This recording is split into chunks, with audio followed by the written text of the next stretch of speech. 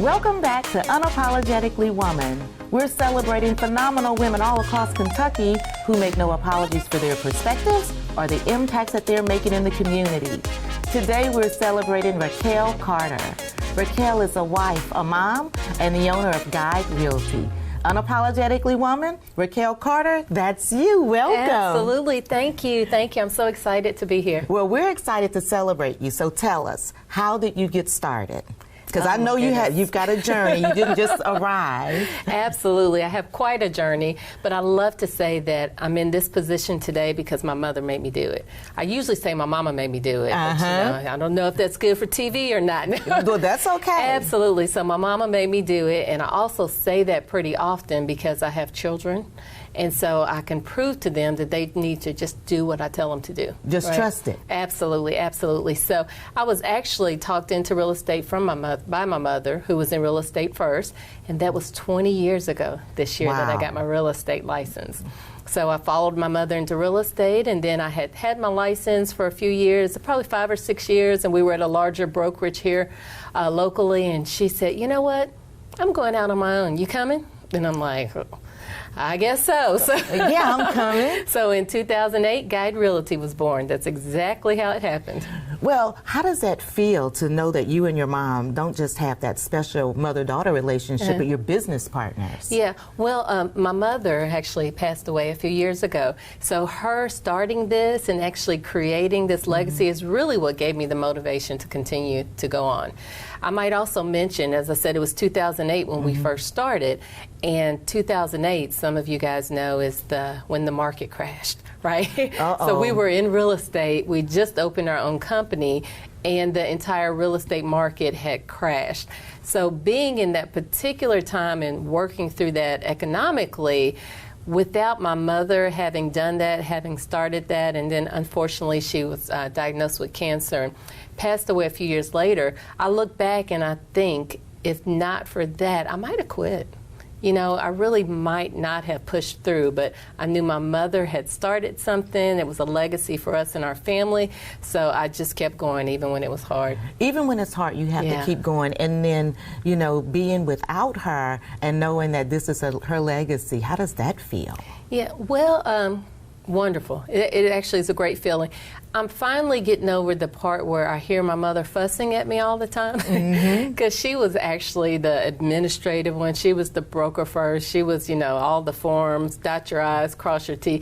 And I was just like, let's get out here, have fun, and sell some stuff, right? So now as the owner and the broker, you know, I have to hear her in my head all the time, like, okay, first you have to be legal, and you have to run the company, and you're responsible for a lot more people. But it really is the fuel. It's the inspiration that keeps me going. And keeps you motivated. Keeps me motivated. I know she must be so proud. Yeah, I sure hope so. She still fusses sometimes, I'm sure of it. But I know that she'd be proud of where we are and surprised. Yeah, when we first opened Guide Realty, and again, it was my mother's idea, her whole vision was do you remember Designing Women? Yes. The TV show? Yes. So that was her whole real estate vision. Like, her, me, and a few of her friends hanging out in the living room, you know, talking, selling houses occasionally. So she would be so surprised to see where we are now, I believe. Now, you have really grown. Yes, how many realtors do you have now? So we have 40 realtors now. We just brought on 2 in Louisville, so we're expanding to the Louisville market. That's awesome. Yeah, we'll be opening an office down there before the end of the year. And 40 agents, 4 full-time staff and a couple of part-time staff, so it's a lot different than sitting on the couch in the living room with my Designing Women. And you know, well, and I'm just thinking that you're in a position where you help people's dreams come true every day. Absolutely. And you get to witness that. Yeah, absolutely. And I get to do it in my role in 2 different ways. Okay. I get to do it with the clients, with homeowners and investors, and watching people build wealth in that type of area. But I also get to do it with my agents, because each one of them is opening their own business, right? And so I get to work with them on, you're starting from scratch. This is how you build your business.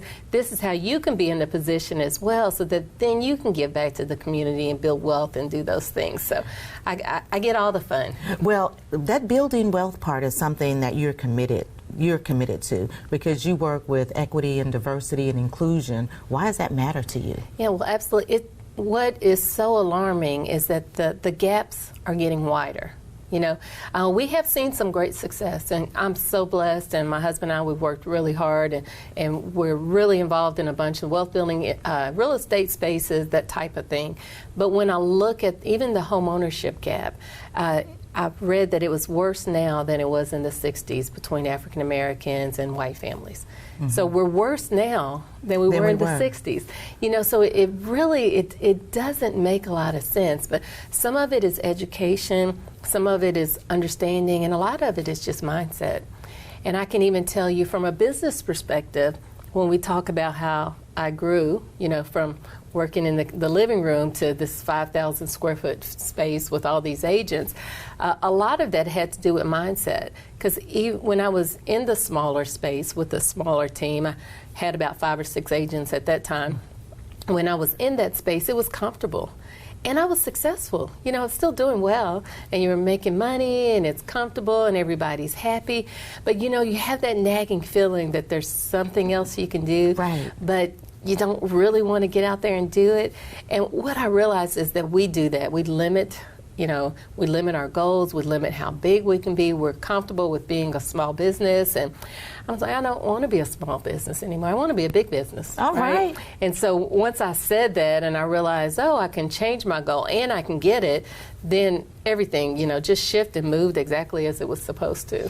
And so the space, you mentioned the space that you're in now. I love the space. It's incredible because it's not just a space for the realtors to be there. That is true. That is true.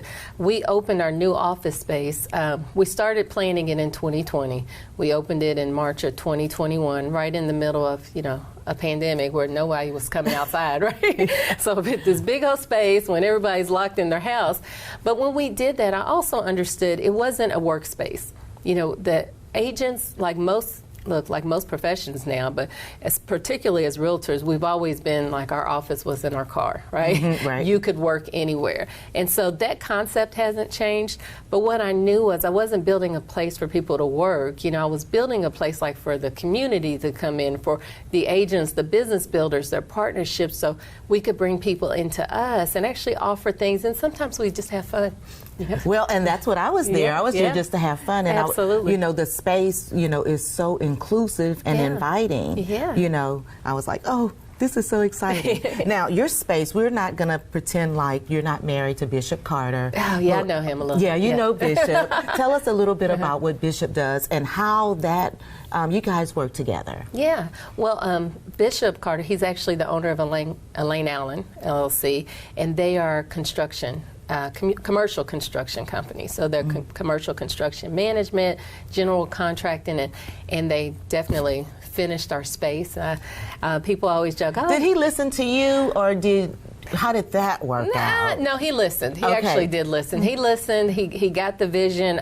I did not get a discount. I tell people all the time, yeah, I'm still paying for it. So he's not cheap. Oh, no. But, you know, you pay people what they're worth in different ways. So anyway. That's right. Yeah, so no, absolutely. So I just joke about that. Well, he actually, I did get a great deal, of course. But he also understood the plan, you know, understood the vision, understood what I was doing. And it's also been a space for him and his company, and you know they'll utilize the space as well sometimes too. So we work really well together in those spaces. And the wealth building, we're working on some commercial projects together. So we're not directly aligned, but kind of parallel in all of our real estate versus commercial needs. So we're a pretty good team.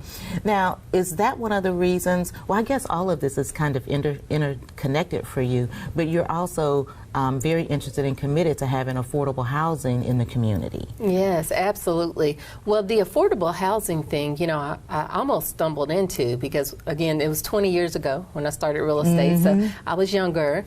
And when you start real estate, you mostly sell to people you know and your friends, and they were like me. We were young, we were broke. You know, we didn't understand about buying houses, but, you know, my mother knew I needed to do it, and she forced me to do it. So at first it became just having to figure out how to work with the people that are around you. And then when you realize that was such a challenge, and that everybody didn't know somebody in that space, then you start realizing that there's such a big gap. Now, as the market has, you know, prices have gone up and things have gotten kind of crazy. As that's happened, I think it's even become worse. It's widened because there used to be just maybe some lower income folks and some folks that needed to work on their credit, first time home buyers that I had to work with to get into houses. But now we have families, 2-income families with professional people that can't find a house that they can afford. So, it's just gotten worse. The market is crazy. Yeah, it's just gotten worse and not better. And, they're competing with cash buyers and investors and they're having to buy houses without inspections and things that we don't normally advise.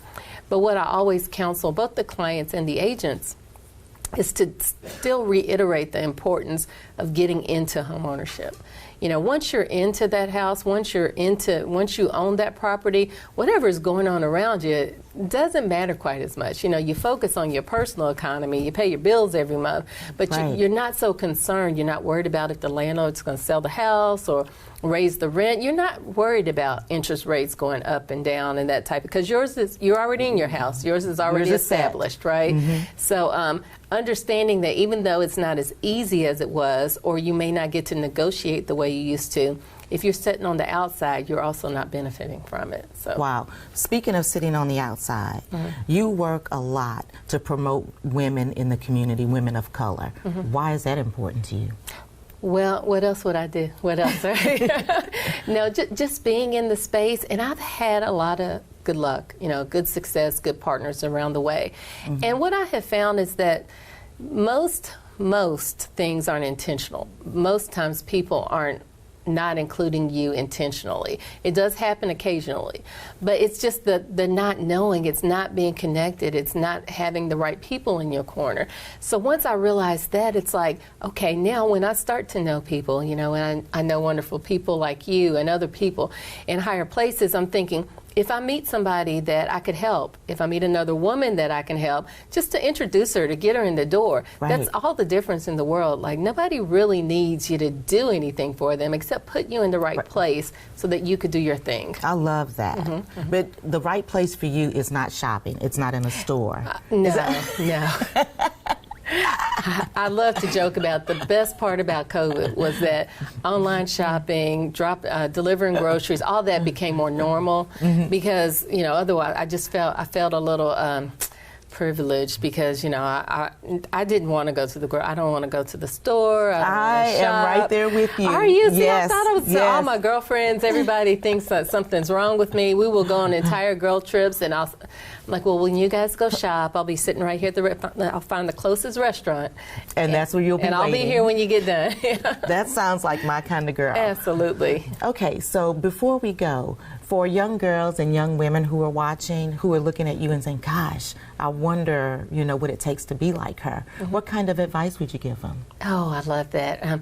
I would first let them know that what you see today is not always what was there. My journey was not straight. I had lots of bumps. I won't start the story about how many times and how long it took me to graduate from college.